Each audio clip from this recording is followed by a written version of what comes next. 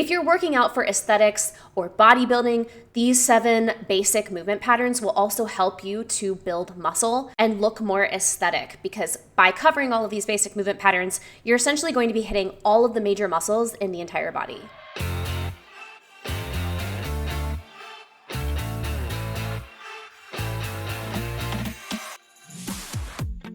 Hey there, welcome to the Coaching Corner podcast. I'm Jade Harrison, aka JD Gaines.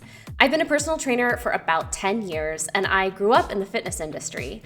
So I created this podcast to help share some of the tips and tricks that I share with my personal training clients and students. In today's episode, we're going to be talking about 7 exercises that you absolutely should be including in your weekly training routine. These 7 exercises will help you to get better at basic movement patterns like pushing, pulling, twisting, hip hinging, squatting. Now, not only are these based on basic movement patterns that you use in your everyday life, but practicing these movements will help to increase your overall strength, strengthen your bones, and improve your posture. And that's why these movement patterns form the basis of all of the training programs that I create for my clients and my subscribers. Keep in mind that I do have downloadable training programs that you can download and follow along with on my website at jdgaines.com. You can also subscribe for my monthly membership, where I post workouts of the month, including these exercises. And before we get into the episode, make sure to give this video a like and subscribe to the channel for more updates whenever I drop new podcast episodes and videos, if you're watching on YouTube. And if you are listening to this podcast, make sure to follow the channel so that you always get the latest episodes. Without further ado, let's get into the episode.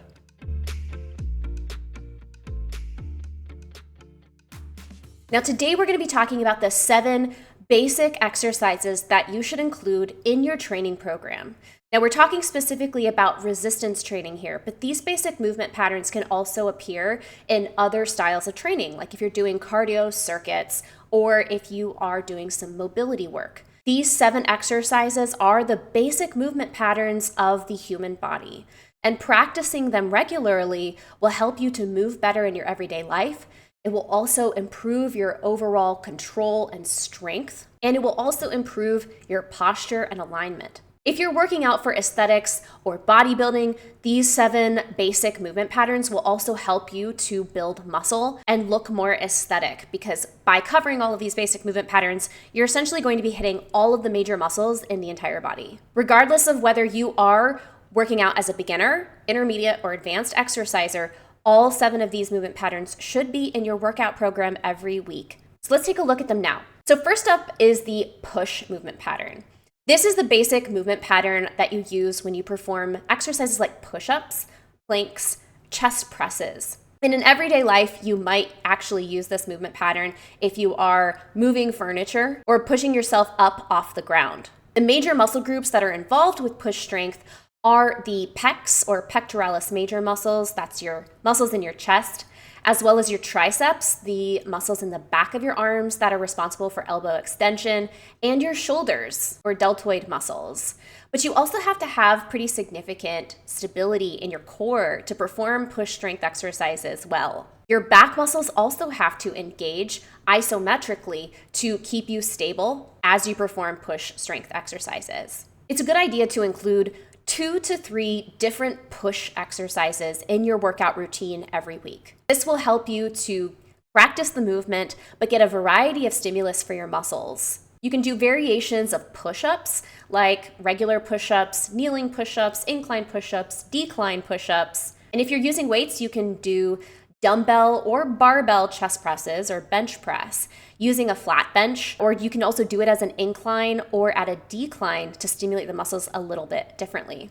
Now, number 2, press exercises are like push exercises in the sense that they involve you pushing against resistance away from your body. But instead of straight out in front of you, like the push strength, you're going to be practicing pressing against resistance overhead. This involves a very similar muscle group. It involves the deltoids or the shoulder muscles as well as the triceps, just like with push strength. But press exercises also involve a lot more of the back of the shoulder and upper back muscles, like your traps and external shoulder rotator muscles. Great examples of press exercises include the barbell overhead press or dumbbell shoulder presses, kettlebell shoulder presses. And if you're doing body weight exercises, that would be exercises that are variations of the handstand. Now, practicing press exercises is really important for not only strengthening your shoulders and making your arms look good, but it also helps to improve your posture and improve the health of your shoulders. Because press often involves external rotation of the shoulders, this is a really important movement pattern to practice to keep your shoulders healthy. Many of us work in front of computers or spend a lot of time on our phones where we're kind of rounded forward, and so our shoulders will often have this like rounded forward position. But with press exercises, you really kind of have to focus on pushing your chest forward and externally rotating the shoulders in order to push the weight or the resistance overhead. So this will help to improve your posture and alleviate back pain and shoulder pain by putting your body back in alignment. It is also one of the best expressions of overall total body strength to be able to press weight overhead and hold it there with stability. One of my clients' favorite facts about the overhead press is that it is the primary way that in Marvel Comics they measure who among the superheroes is the strongest. And who among the superheroes that is the strongest is the one who can perform the heaviest overhead barbell press. I used to not really like this exercise as much as others because you typically can't use quite as much weight on the bar when you're doing an overhead press as you can for things like deadlifts, squats, and bench press. But it is such a great one for sculpting the shoulders and helping you to improve your overall total body control. Now, you can perform press exercises from standing or from a seated position, with or without back support. Now, seated with back support is going to be the easiest version of an overhead press. The more unstable you can make either your seated position or standing, the more that your core and your other muscles are going to have to work to stabilize. So if you're just getting started with this exercise, I recommend starting from seated with some back support and then progressing up to the point where you can stand. I recommend performing press exercises 1 to 2 times per week. Now, number 3, another important movement pattern for the upper body is pulling strength or horizontal rowing. Now, this movement pattern is really important for helping you to develop good posture and put your body into alignment. Like I said before, many of us have a habit of rounding our posture forward with our shoulders rounded forward and hunched over. But practicing horizontal rowing or pulling is a great way to put your body back in alignment and strengthen the muscles that hold your spine upright. The main movers of this type of exercise are going to be the lats or latissimus dorsi muscles, as well as your posterior deltoid or the back of your shoulders, as well as your traps and your rhomboids, as well as external shoulder rotator muscles. Your biceps and forearms also will get a significant challenge while you're performing pull-based exercises, which will strengthen your overall grip strength, which is a really important part of building overall strength. Great examples of pull strength exercises are cable rows, band rows, and dumbbell or kettlebell rows. You can do these with both hands going at the same time, or for isolation work, you can do unilateral single arm rows. The angle of your elbow can change which muscles are doing the most work as you're performing your pull-based exercises. In general, the closer your elbow is to your body, the more you're going to be working your lats. The further out your elbow is from your body, the more you're going to be working more of your posterior deltoids and your traps. I recommend including 2 to 3 different pull-based exercises in your routine every week. Now, in addition to horizontal pulling exercises, it's also important to practice pulling down or vertical pulling. Great ways to practice pulling down are exercises like the wide grip or narrow grip pull downs. You can also do assisted pull-ups where you use either a band or a assisted pull-up machine. All of these are great ways to further target your latissimus dorsi muscles or lats, as well as the other muscles in your back, like your traps and your rhomboids. Wider grip variations of the pull down will also help you to further develop your posterior deltoid and your external shoulder rotator muscles. So if you really want to improve your posture and improve the health of your shoulders, pull downs, especially wide grip pull downs or pull ups, are a great option. Doing these types of exercises is really great for physique work and developing a nice, wide, strong looking back. And by improving your grip strength, you will be better able to perform activities of daily living like carrying heavy objects like groceries. And anytime that you train the muscles in the back, you are setting yourself up for a reduced risk of injury. I recommend including 1 to 2 variations of a pulling down motion exercise in your workout routine every week. So we've talked about different movement patterns that you should be focusing on with your upper body. But now let's take a look at lower body movements that are super important for you to practice for developing your overall strength and physique.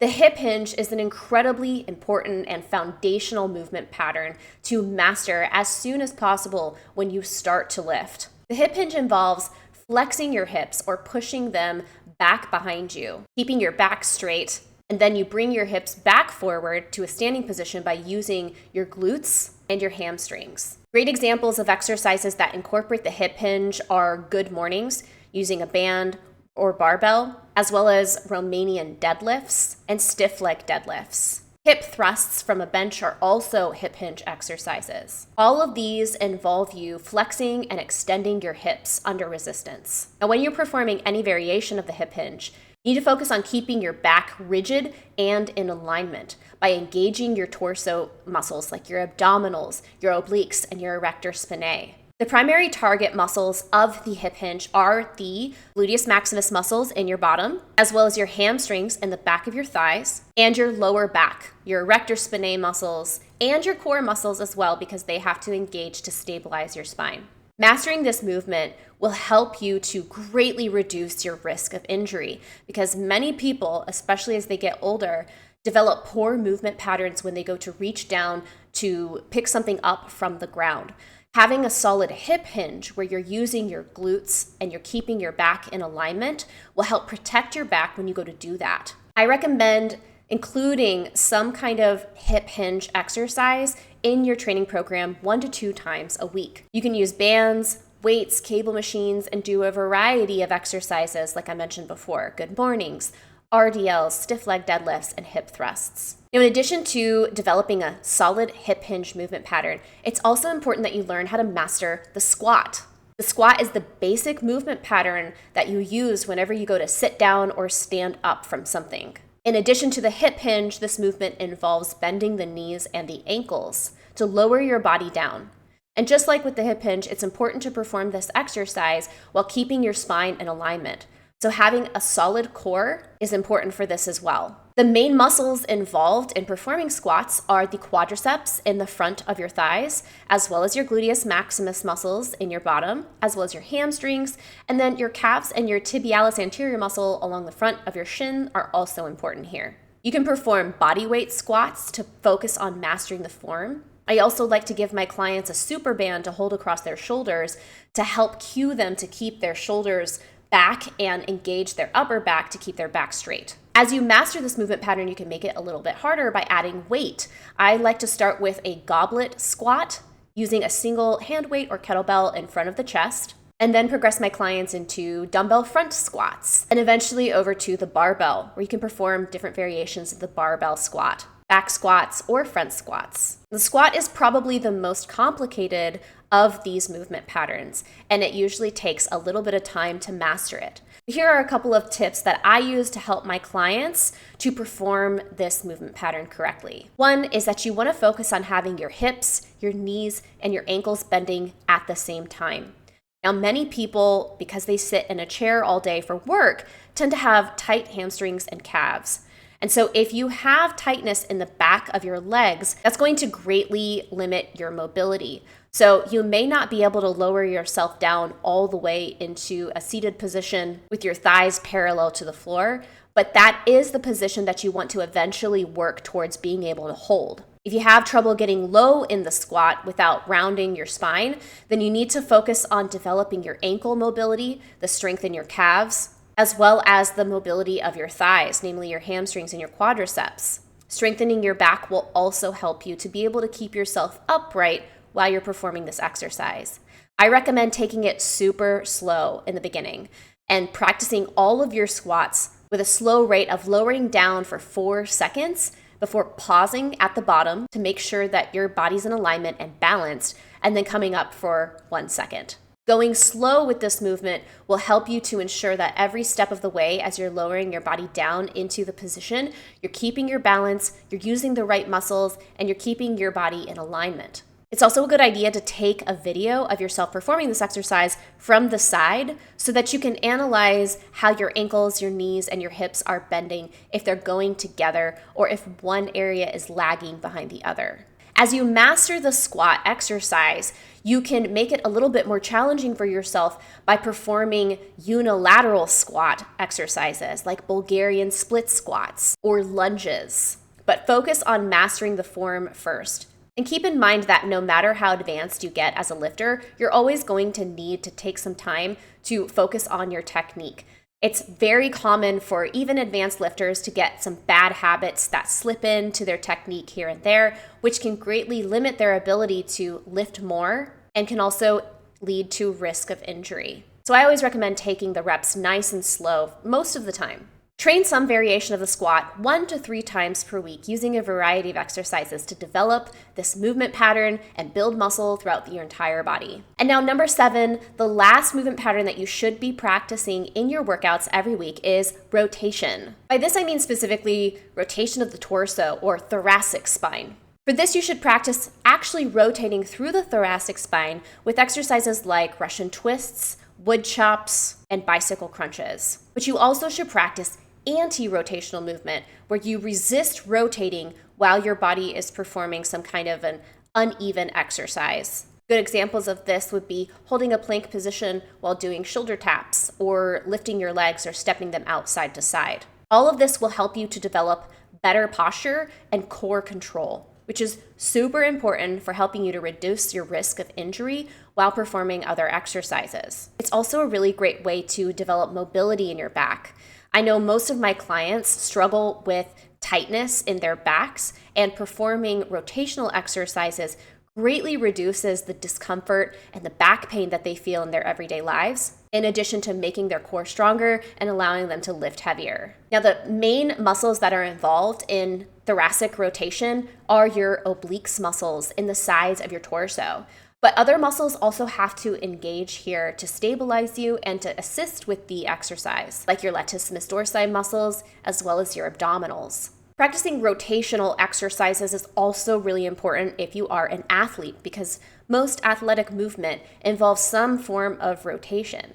So when you practice this movement pattern slowly with resistance, you can ensure that your body will move better while you're doing your athletic performance. This type of movement is important to practice a lot more frequently than the others, and I recommend including at least one exercise that involves thoracic rotation in every workout. You can do this as part of your warm-up, or actually do it as part of an accessory during the muscle building portion of your workouts. So there you have it, 7 exercises that you should be using in your workout program every single week to help you to develop a better overall physique, improve your athletic performance, and improve your strength.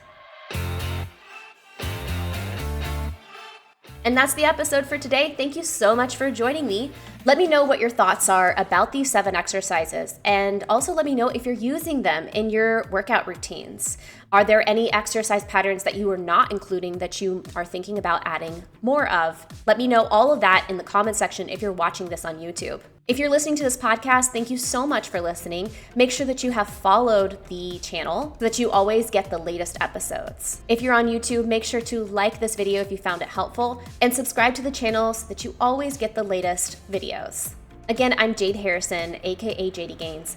Remember that you can find my workout programs, including exercise tutorial videos that I have made with some other additional coaching and guidance, at my website, jdgains.com, JAYDIGAINS.com. And also, keep in mind that you can join me live and ask your fitness questions on my Twitch channel on Tuesdays. That's twitch.tv/JDGains. You can hang out with me while I do my workout, ask your fitness questions, and just share your progress and hang out. I hope you have a great rest of your day. I'll see you in the next episode. In the meantime, take care.